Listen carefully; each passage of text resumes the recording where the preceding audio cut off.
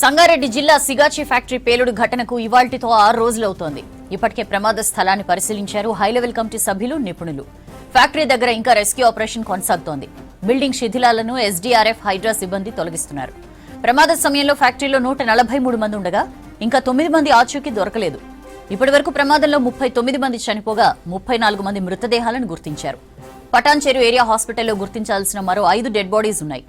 23 మంది క్షతగాత్రులు పలు హాస్పిటల్స్ లో చికిత్స పొందుతున్నారు. హాస్పిటల్ నుంచి 12 మంది డిశ్చార్జ్ అయ్యారు. ప్రమాదం నుంచి మొత్తం 60 మంది కార్మికులు సేఫ్ గా బయటపడ్డారు. పాషమైలారం ఫ్యాక్టరీ ప్రమాదంలో రెస్క్యూకి సంబంధించి డీటెయిల్స్ తెలుసుకుందాం. శ్రీధర్ మనతో లైవ్ లో జాయిన్ అవుతున్నారు. శ్రీధర్, 6 రోజులు అయిపోయింది పేలుడికి, ఇంకా రెస్క్యూ ఆపరేషన్ ఎట్లా నడుస్తోంది? ఇంకా ఎంతమంది ఆచూకీ తెలియాల్సి ఉంది? గత 6 రోజులుగా సిగాచి ప్రమాద ఘటన పైన ఇంకా రెస్క్యూ ఆపరేషన్ కొనసాగుతుంది. దాంతోపాటు ఎవరైతే కార్మికులు ఇంకా ఆచూకీ తెలియని వారు కావచ్చు, వారికి సంబంధించిన ఇప్పటికే మృతదేహాలు లభించాయో వారికి, బంధువులకు ఎవరైతే డిఎన్ఏ మ్యాచెస్ సంబంధించినటువంటి డిఎన్ఏ టెస్ట్ల ఫలితాలు కూడా వస్తున్నాయి. సో బంధువులకు డిఎన్ఏ మృతదేహానికి సంబంధించినటువంటి డిఎన్ఏ మ్యాచ్ అయిన వారికి మృతదేహాలను అప్పగించే ప్రక్రియ కొనసాగుతుంది. మొత్తం పేలుడు ఘటనలో దాదాపు 39 మంది ఇప్పటికే మరణించారు. ఇంకా 9 మంది ఆచూకీ లభించాల్సి ఉంది.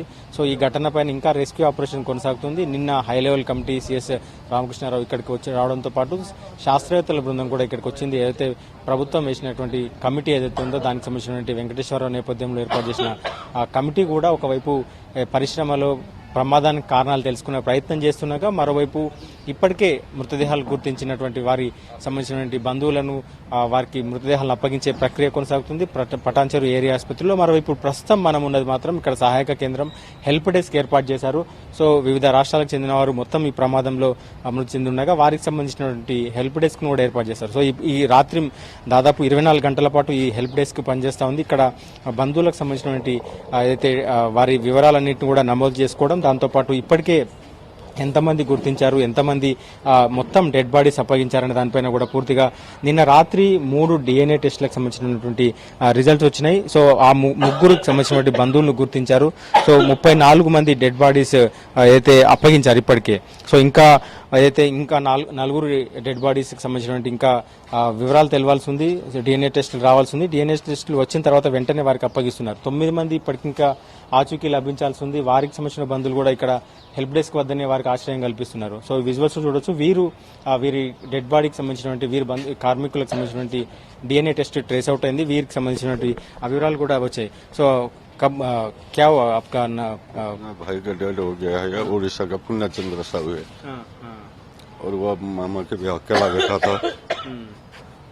डीएनए टेस्ट पूरा हो गया क्या? हाँ, दिया था परसों 9 बजे नाइट को। अभी फोन आया, रिपोर्ट मैच किया है ब्लड। फोन आया आपका? अभी 15 मिनट होगा, हम लोग निकल रहे हैं। आप किधर हॉस्पिटल जा रहे हैं? हाँ, हॉस्पिटल जा रहे हैं। గత రాత్రి డిఎన్ఏ టెస్ట్లకు సంబంధించినటువంటి 3 రిజల్ట్ వచ్చింది. సో మొత్తం ఈ ప్రక్రియ నిరంతరాయంగా కొనసాగుతోంది. సో రాత్రి పూర్తి డిఎన్ఏ టెస్ట్కి సంబంధించినటువంటి వివరాలు వచ్చిన తర్వాత వారందరూ కూడా ఇక్కడికి వచ్చి ఇక్కడ వారి మృతదేహాన్ని కలెక్ట్ చేసుకునేందుకు ఇక్కడికి అయితే పటాన్చెరు ఏరియా ఆసుపత్రికి వెళ్తున్నారు.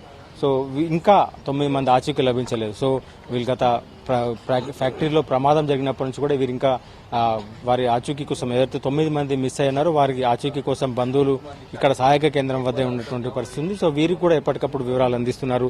సో చెప్పండి, అంటే ఇంకా ఏమంటున్నారు, మీరు ఏమన్నా తెలిసిన అప్డేట్ ఏదైనా? సార్, ఇప్పటి వరకు అయితే ఇంకేం తెలియలేదు సార్. మళ్ళీ రీశాంపుల్ కి బ్లడ్ అవ్వడం జరిగింది. మా పెదమాయి గారిది, మాయ గారిది. ఇంకొక ఈ కలెక్టర్ మేడం గారు అయితే ఈ 10వ తారీఖు వరకు టైం ఇచ్చారు. 10వ తారీఖు వరకు ఎట్టి పరిస్థితుల్లో క్లియర్ చేస్తామని చెప్పి దాని గురించే మేము డైలీ వెయిట్ చేస్తున్నాం సార్. ఇంకా రెస్క్యూ ఆపరేషన్ అంతా అయితే బాగానే జరుగుతుంది సార్. ఎందుకంటే మేము నిన్న నైట్ ఆల్రెడీ ఫ్యాక్టరీ లోపలికి వెళ్ళి కూడా చూడడం జరిగింది. తీసుకెళ్లి చూపించారు సార్. అక్కడ ఏ ప్లేస్ లో అయితే వెంకటేష్ వర్క్ చేస్తున్నాడో మేము కొంచెం ఒకసారి చూపించాను సార్. కనీసం వాళ్ళ ఫాదర్కి అది చూసైనా కొంచెం మనసు తృప్తి కలుగుతుందని చెప్పి చెప్పడం జరిగింది. ఎస్పీ సారు వాళ్ళ టీము వాళ్ళందరూ కూడా సపోర్ట్ చేసి లోపలికి తీసుకెళ్లి మాకు చూపించారు. నిన్న 7:30 8 o'clock వరకు కూడా రెస్క్యూ ఆపరేషన్స్ అయితే లోపల జరుగుతుంది.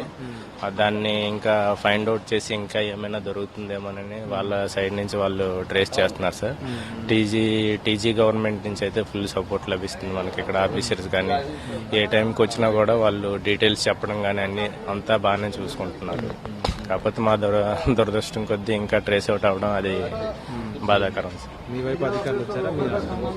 ఆంధ్రప్రదేశ్ నుంచి అయితే ఇప్పటి వరకు కూడా స్టిల్ ఎవరు కూడా రెస్పాన్స్ అవ్వట్లేదు సార్. అధికార పక్షం నుంచి కానీ ప్రతిపక్షం నుంచి కానీ ఇంత పెద్ద మన ఎంటైర్ 2 తెలుగు రాష్ట్రాల్లో అతిపెద్ద ఇన్సిడెంట్ సార్ ఇది.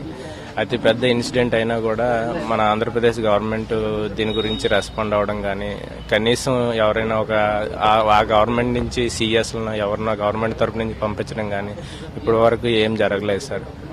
ఇది మొత్తంగా అయితే సిగాచి పరిశ్రమలో ఒకవైపు అయితే రెస్క్యూ ఆపరేషన్ కొనసాగుతుంది. ఇంకా 9 మంది ఎవరైతే ఆచూకీ లభించలేదో వారి మృతదేహాలు కలెక్ట్ చేసేందుకు, వారి మృతదేహాలు వెలికి తీసేందుకు ఎస్డీఆర్ఎఫ్ బృందాలు నిరంతరంగా శ్రమిస్తున్నాయి. దాంతోపాటు హైడ్రా బృందాలు కూడా అక్కడ ఉన్నాయి. సో పోలీసులు ఒకవైపు చేస్తున్నారు. సో బాధితులకు కూడా ఒక భరోసా ఇచ్చే ప్రయత్నం చేస్తున్నారు. బాధితులకు సహాయక కేంద్రానికి వచ్చిన తర్వాత ఇక్కడ నుంచి వారిని ఎవరైతే ఇంకా ఆచూకీ లభించలేదో వారిని తీసుకెళ్లి కూడా రెస్క్యూ ఆపరేషన్ ఎట్లా జరుగుతుందని కూడా గత రాత్రి చూపించినట్టు కూడా మీరు చెప్తున్నారు. మరోవైపు కంట్రోల్ రూమ్ వద్ద కూడా ఇప్పుడు మనం చూడొచ్చు 24 గంటల పాటు అధికారులు వీరికి సమాచారం ఇచ్చేందుకు ఇక్కడికి చేరుకుంటున్నారు. సో ఇక్కడ ప్రతి వివరాలను కూడా నమోదు చేసుకుంటున్నారు.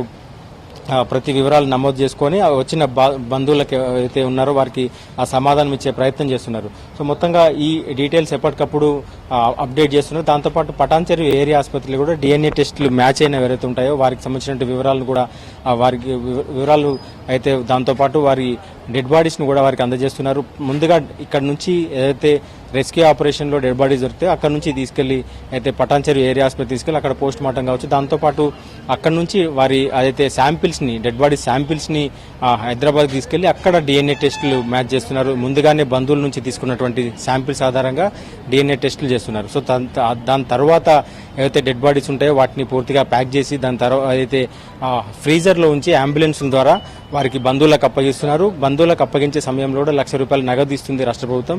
సో ఆ నగదు ఇచ్చడంతో పాటు ఎస్కార్ట్ ద్వారా ఒక అంబులెన్స్ ఇచ్చి వారి స్వస్థలాలకు తరలించే ప్రయత్నం చేస్తున్నారు.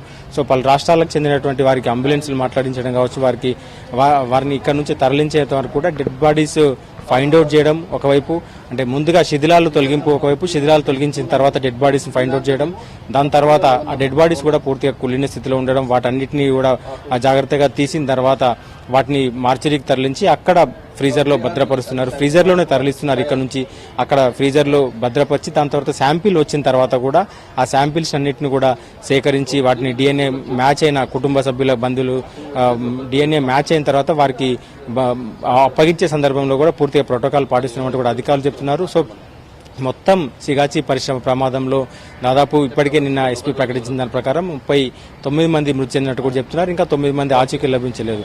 ఒకవైపు రెస్క్యూ ఆపరేషన్, ఒకవైపు అయితే సహాయక కేంద్రాల్లో వారికి సహాయం అందించడం, మరోవైపు అయితే దానిపైన ఇన్వెస్టిగేషన్ కూడా జరుగుతోంది. సో ఒకవైపు బంధువులకు మృతదేహాలు అప్పగించడం, DNA టెస్టులు జరగడం, ఇట్లా ప్యారలల్గా అన్ని ఒక జిల్లా యంత్రాంగం కావచ్చు, రాష్ట్ర ప్రభుత్వం సమన్వయంతో చేస్తున్నట్టు కూడా అధికారులు చెప్తున్నారు.